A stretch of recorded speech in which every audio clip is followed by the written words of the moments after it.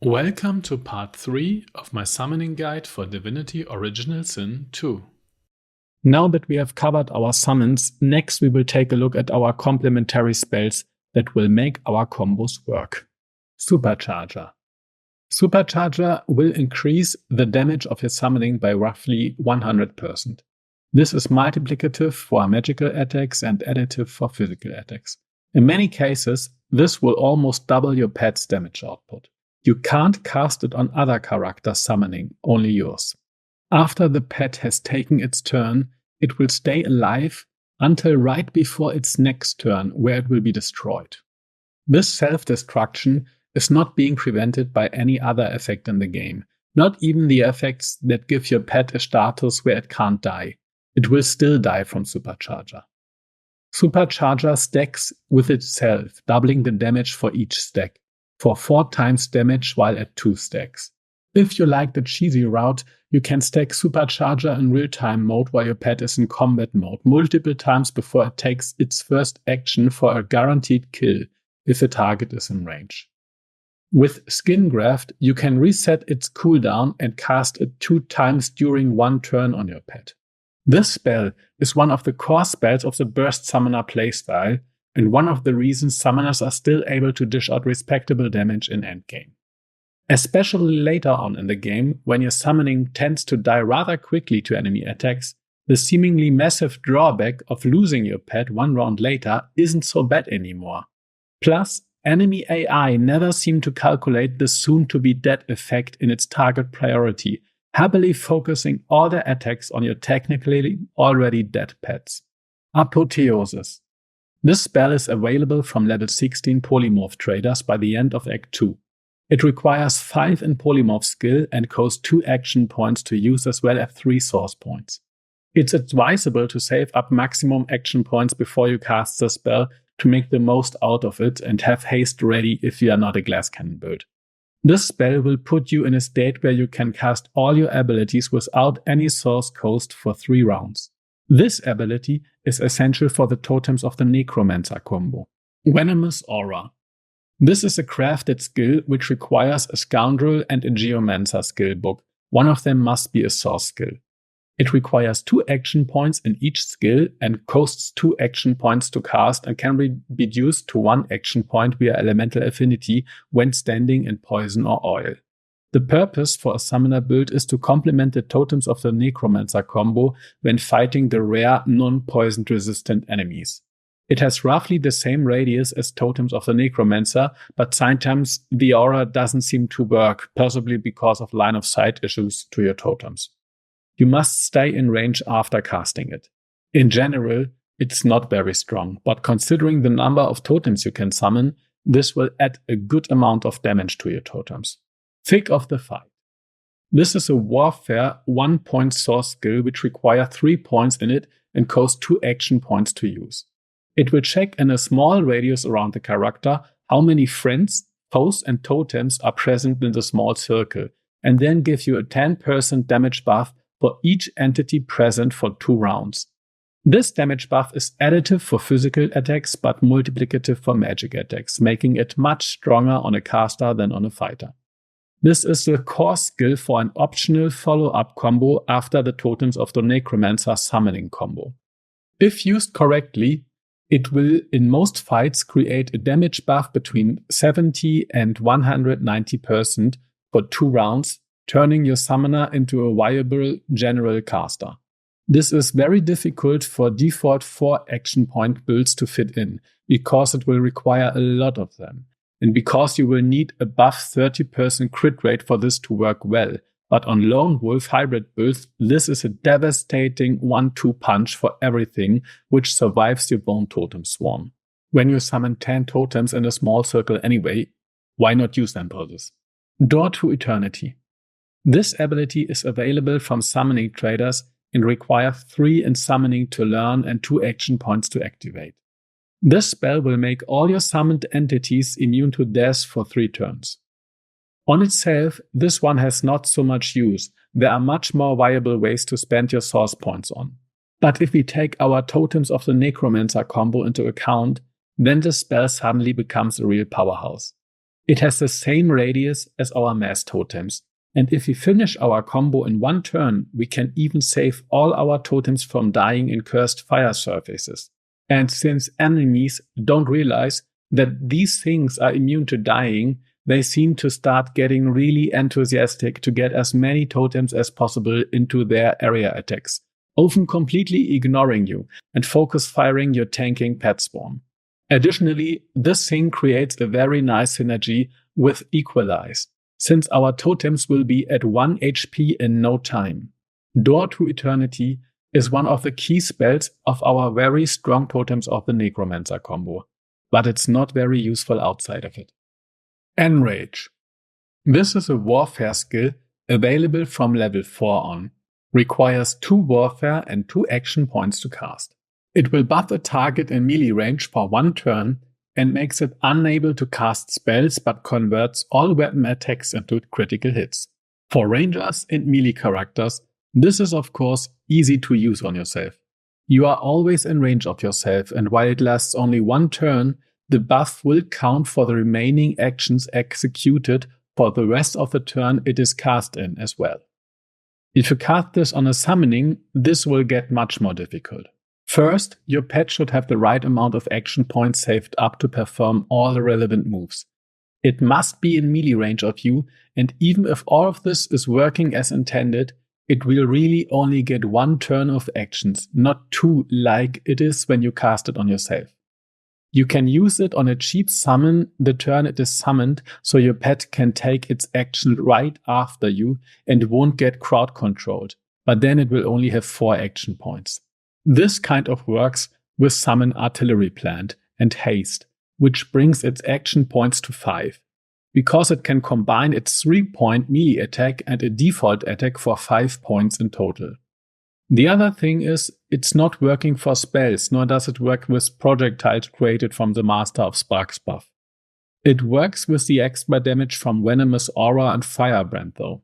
But that is a lot of setup and inconveniences for 1 turn of 50% more damage on a creature, which is not that strong, at least compared to the other things you can do with your summons.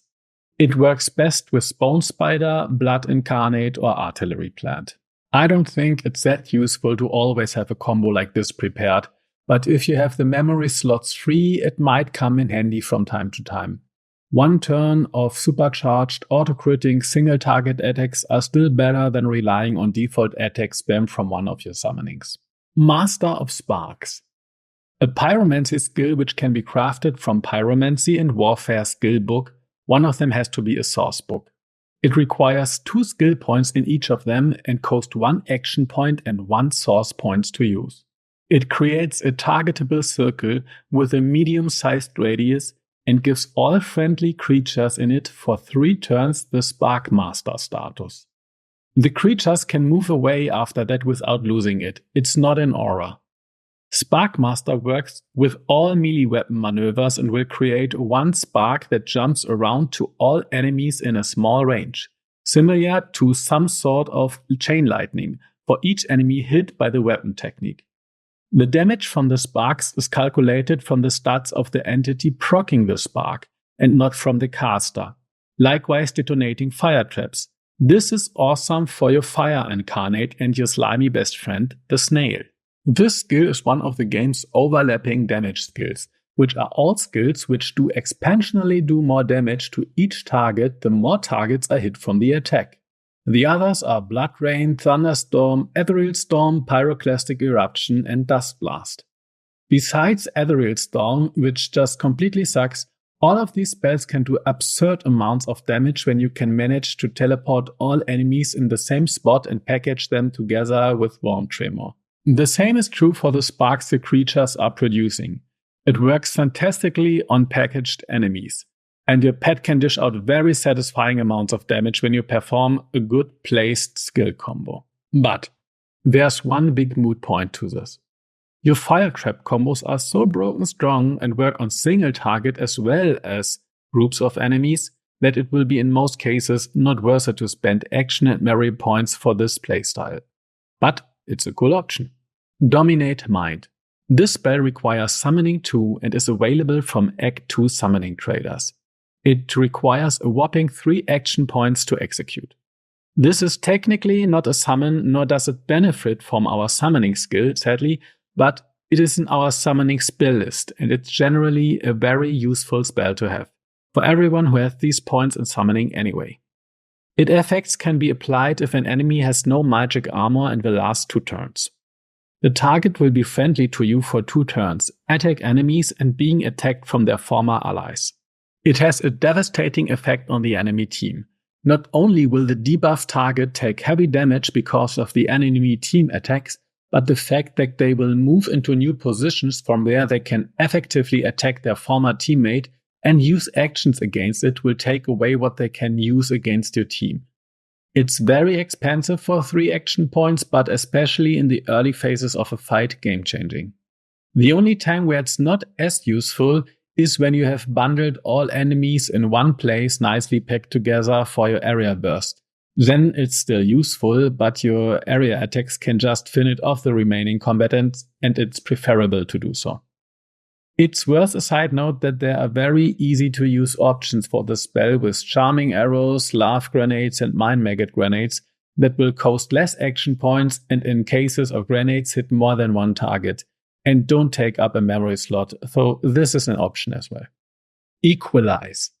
This spell is available from Polymorph trainers at level 16, requires Polymorph 3 and costs 2 action points.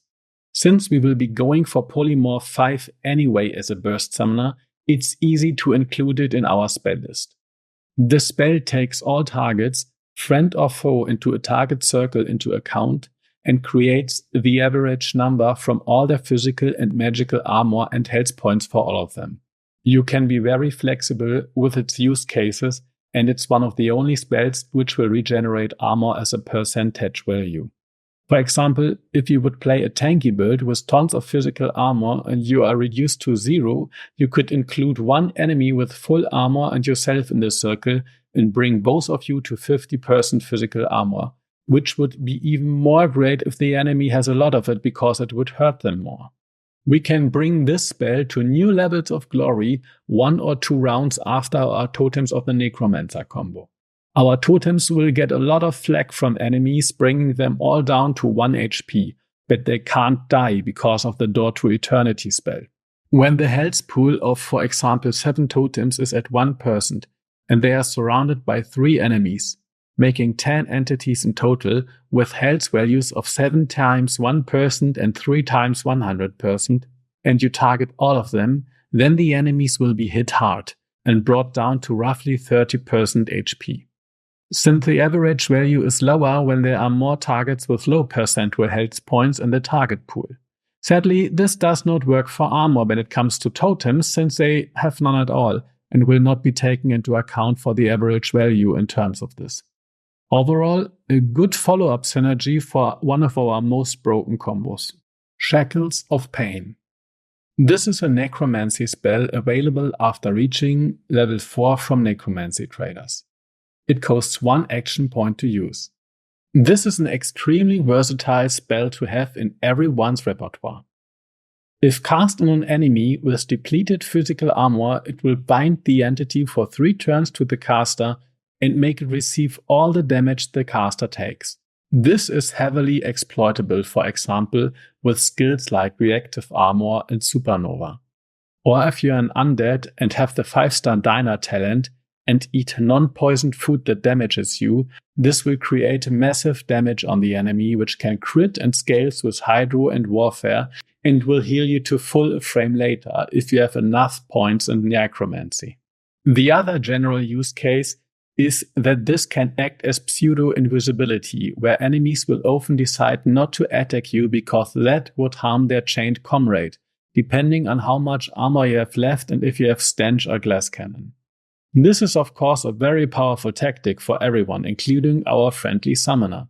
But we can take this one step further, making this effect not only protect ourselves, but make the enemies ignore our pet as well.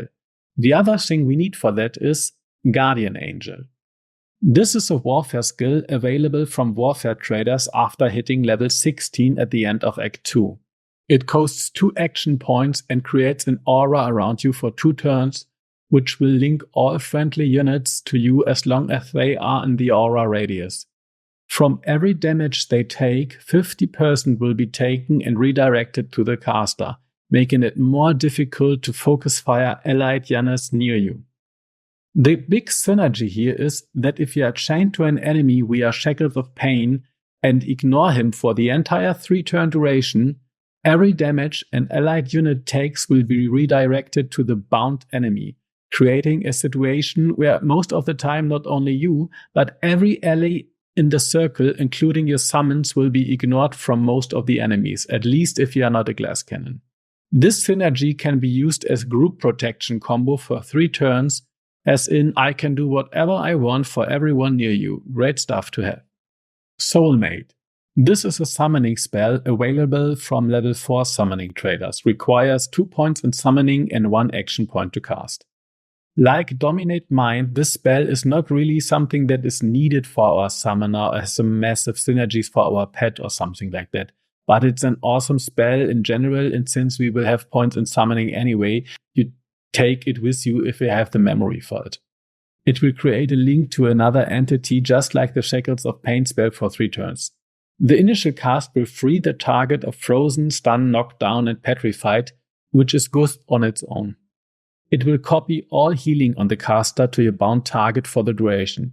The default strategy, of course, is that you can heal another person by healing yourself, or heal another undead by poisoning yourself, or heal your target for double HP if you include yourself and your target in an area heal. But for a Necromancer with access to Decay, which converts any healing to damage, this can even be used offensively if you can find a way to decay your target. A couple of ways would be using Corrupted Strike from your Incarnate, or using a Closed Circuit from your Cursed Electric Infusion, or have a party member use Bloodstorm or Decaying Touch. After that, every heal of yourself would wound the target. You could even combine this with Shackles of Pain on bosses without physical armor as an undead. If you eat a non-poisoned food, this will create a loop where you take damage from the food that can cause damage from Shackles of Pain, which heals you from Necromancer, which then causes damage from Soulmate on a decaying target, scaling multiple times with crit and hydro and warfare. So it's just a great spell from your summoner list, ready to be picked up. Chameleon Cloack. Available from the very start of the game, requiring 1 point in polymorph and costing 1 action point, this 1-point wonder is a staple for pretty much everything and anyone. If you skip your next turn to save up action points and recover your cooldowns and then delay your following turn, you can get, depending on your initiative, a double turn, completely denying all enemies from their actions against you, and giving you a massive first turn burst window, or a great way to start your Apotheosis combo. One big mistake with this spell is using it as an emergency button. This way the damage it could prevent is already done. If you are not absolutely sure that nobody will attack you, just use it to prevent damage and delay for making enemies not being able to attack you for 2 turns. Use the invisibility to get a good position and then strike with a double turn. It's worth it. For a summoner, this is as useful as for everyone else. And if this is not enough for you, you could also use Blessed Smoke Cloud or Smoke Cover and Bless. Blessed Smoke Cover is a craftable spell from Aerotheurge and a Scoundrel book. One of them must be a source skill and requires Scoundrel and Aerotheurge too. It requires 1 action point and 2 source points to cast. It creates a blessed smoke cloud around you, which will make every entity invisible that comes into contact with it. The same effect can be achieved if you take the Bless spell for 1 action point and cast it on a Smoke Cover spell. Smoke Cover is craftable in the same way as Blessed Smoke Cloud, but without a source book, and requires only 1 point in each. Both methods create an invisible making cloud that lasts for multiple turns and can function in the same way as the overpowered Chameleon spell, but for your entire team. This is especially powerful if you have the Pawn perk, allowing you to move out and back into the cloud without costing you an action point. The main difference between those 2 methods is that Blessed Smoke Cloud costs only 1 action point, but since it costs 2 source points, it's only useful during your Apotheosis window. Smoke Cover plus Bless, on the other hand, will cost you 2 action points, but can be used anytime for an easy-to-recover source point, and will cleanse any cursed ground effects you might be standing in. Don't use this during Totems of the Necromancer, because enemies will flee into the cloud and hide from the totem's barrage. This spell is useful for our summoner because your pets get the luxury of not being able to be attacked as well if they finish their turn in the clouds. Aside from that, multiple turns of invisibility are extremely powerful for every build. Uncanny Evasion. This is an arrow surge buff spell requiring 2 points into it, available after level 4 early in the game. It costs 1 action point and can be targeted at yourself or your pet or another teammate in danger. This will last for 1 round and give you a 90% evade chance until you take your next action. If you cast it on your pet, it will have to delay their turn, or the buff will fall off at the end of it, making the buff do nothing. In general, this is a cheap way for additional survivability on demand, but it has the disadvantage that spells will still hit you, so it depends on the enemy how useful it is. Since with so many spells out there, this will work better on already hard to take down characters than on fragile ones. If one spell is enough to kill you, this will not prevent that. Enemies later in the game almost always have lots of grenades or spells at their disposal, making this generally less useful. It's not in the same league as Chameleon Cloack, and it's not game-breaking at all, but a small useful tool to have to prevent instant death on yourself or your summoning in a tight situation. Death Wish. A necromancy spell requiring 2 skill points and obtainable after level 4. Costs 2 action points to be used, 1 with elemental affinity. It will buff your target so that it gets a damage buff, which is stronger the lower the health is, for 2 turns. The buff is only additive for weapon maneuvers but multiplicative for spells, so it's much more powerful on your pet's magical abilities. On paper, this effect is extremely powerful. If you bring down your pet's health before its burst, it will add a big chunk of damage to him. Sadly, this really only works on paper.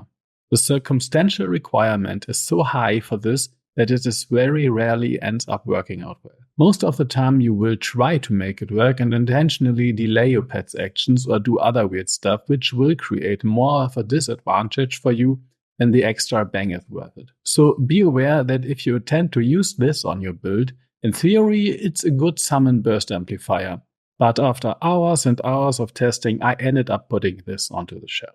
Living on the Edge. Another necromancy buff, available from Act 2, requiring 2 points in necromancy and costing 3 action points. This targetable effect applies the resist death effect on your target. It works similarly to Door to Eternity, but affects only one target and does not cost source points. The target cannot be brought under 1 HP, but will not prevent suicide type of effects like Supercharger or the explosion from Explosive Corpse.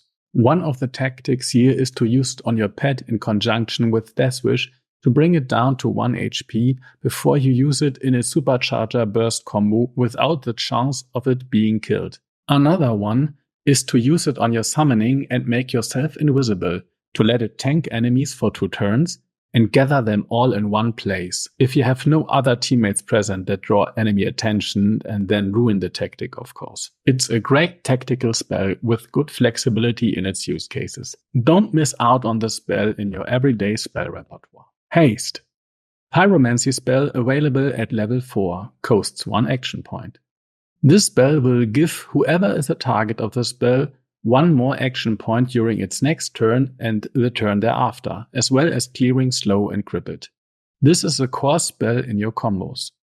It's either being used in the first turn of Apotheosis, so you have 1 more action point during turn 2 and 3, or you use it on a newly created summon to allow it for an instant combo where 4 action points would not be enough. Flaming Crescendo.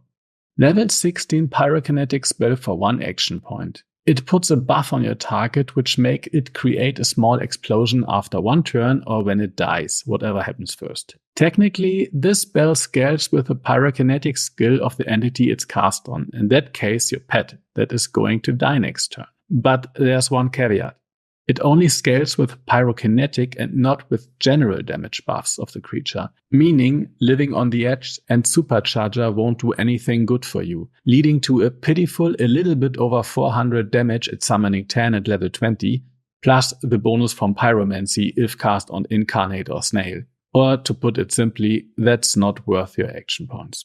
Firebrand, another pyrokinetic skill from level 16 for 1 action point. This works in the same way as Venomous Aura, but with fire element instead of poison, and only roughly adding half its damage bonus, having a much smaller radius and lasting only 2 turns. In theory, this would still be good if all of your totems of the Necromancer would all be stacked in a very small circle. In reality, you will rarely get much use out of it. I don't think this is a bad spell, but we have such a strong competition for our memory slots, it's hard to justify taking this over any of the other overpowered stuff. There are a few other spells from the summoning skill line that I haven't covered yet because they are not really summonings, or they don't really have a place in our build, but I will break them down quickly. Dimensional Bolt is an attack with a random element that spawns a surface from that random element. It's weak and the randomness make it generally not really useful. The only use I could see is the first couple hours when you want to summon something where you don't have a surface for it and just cast this spell over and over until you get the right surface. Ethereal Storm is Dimensional Bolt's source point coasting Big Daddy. It works technically similar to Bloodstorm or Thunderstorm, but will create raindrops from random elements. Water hits will heal people and poison will heal undead creatures. Contrary to Bloodstorm, it will not hit all enemies, nor will it heal all friendly units. That's random too. One of the most disappointing spells in the game for a summoner because your only 5 skill point coasting summoning spell doesn't even scale with your main stat, nor does it everything good for your summonings. That's a slap in the face for every summoner out there who reached level 16 and thought to himself, finally I can grab my capstone spell, and then you get this stinky thing. Rallying Cry is a strong heal, but since we kill off our summons anyway as a burst summoner, healing is kind of pointless. And if you really need healing spell for yourself, there are potions and food that do that better. Especially if you take 5-star Diner. Cannibalise could be used to finish off a summoning after it has done their burst combo to heal you. Or you drink a potion and save the memory slot. And since memory slots are kind of a scarce resource for a burst summoner, better leave that one behind. Planar Gateway. This creates a persistent portal that links 2 points with a good amount of range. A very niche use would be casting this during Apotheosis with a pawn talent to get access to an elemental affinity spot for just a little bit of movement, because it costs no action points to cast, and then jump back to finish whatever you were doing. Outside of that, just take a default teleport move like Tactical Retreat and you're good to go. In the next part of the Summoner's Guide, we will talk about general combat strategies for a professional minion spawner. See you there.